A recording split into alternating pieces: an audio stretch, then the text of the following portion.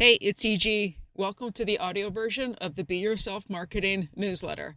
And if you haven't checked out the podcast yet, there are real conversations with entrepreneurs just like you, and they're building on their own terms because your best marketing strategy is the one you were born with.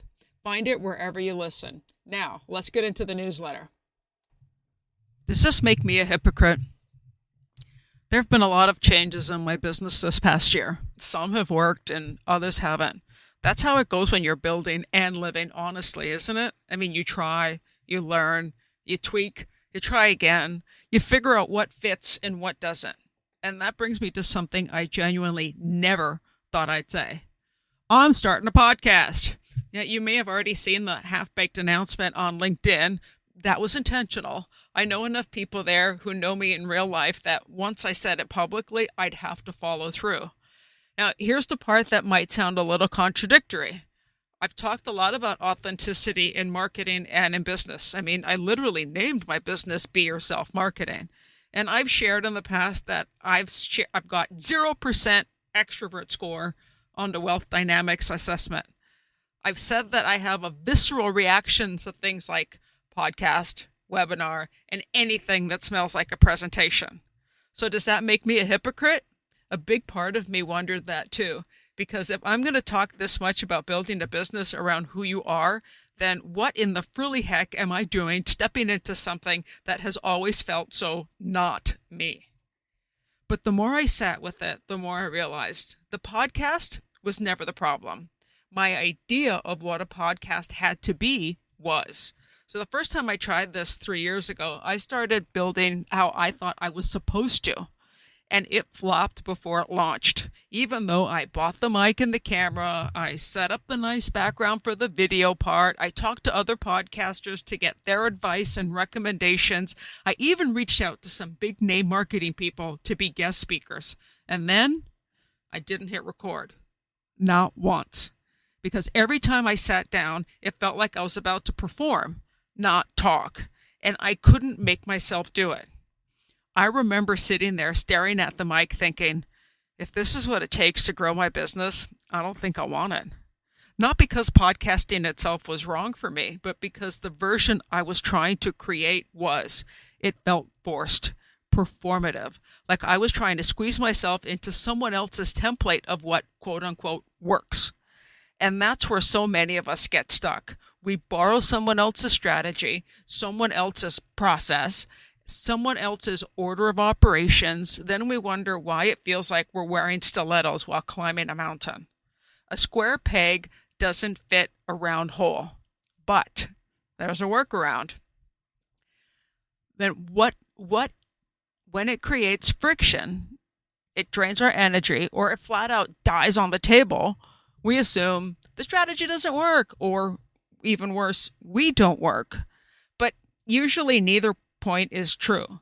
Sometimes the strategy isn't wrong. It obviously does work and others are seeing success from it. It's just wrong for you right now, or it's in the wrong format, or it's at the wrong stage of your business, or it's in the wrong order that you're trying to use them. So there's a difference there because the stretching and the forcing are very different things. Stretching is growth. Forcing is self-betrayal. And confusing them can literally cost you your business. So, yes, I'm launching a podcast, but I'm doing it differently. In other words, being myself while doing blank. And yes, the blank is on purpose because this isn't just about being yourself while building a podcast. This is me being myself while doing something I once completely swore off. That matters. It's about being yourself while you're building a business, while you're selling, while you're marketing, while you're trying anything new. Growing into a version of yourself that you haven't fully seen yet. Too many people treat authenticity as avoiding discomfort. Well, that doesn't come naturally to me, so I guess I should never do it. I don't believe that. But for a minute there, I forgot that. Authenticity isn't about avoiding the thing. It's about finding your way to do the thing. That there's a huge difference there. especially right now when so many people are freaking out about AI and algorithms and changing platforms and whether any of this still works. There's a lot of tools that can do the things that you need to do, but they still can't be you. They can't replicate your lived experience, your perspective, your values, your energy, your way of connecting, and your way of seeing what others miss. Which means the real work isn't becoming more generic, more polished, or more like the people that you've been told to copy.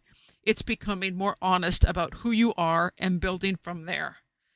That's what I'm learning again in this season. Not never do the hard things, and it's not never reject every strategy that feels uncomfortable, and it's not even if a mentor suggests it, it must be right.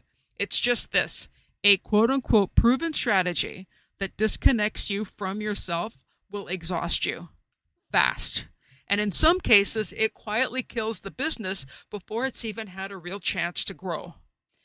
Because what works for someone else won't necessarily work for you, especially when it goes against your nature or it asks you to do things in the wrong way, in the wrong order, or for the wrong reasons. So, no, I don't think launching a podcast makes me a hypocrite. I think it's giving me another chance to practice what I say I believe. Be yourself, then build from there. Authenticity is not refusing to do the thing. It's refusing to do the thing in a way that betrays who you are. So now I'm curious, what's one thing you've been resisting because you assumed there was one way to do it? Because those are the things that I'm bringing to this podcast. It's not performative. It's not polished for the sake of polished. It's just real conversations in a format that actually fits and shares success stories that came from being yourself. Make it a great, authentic week.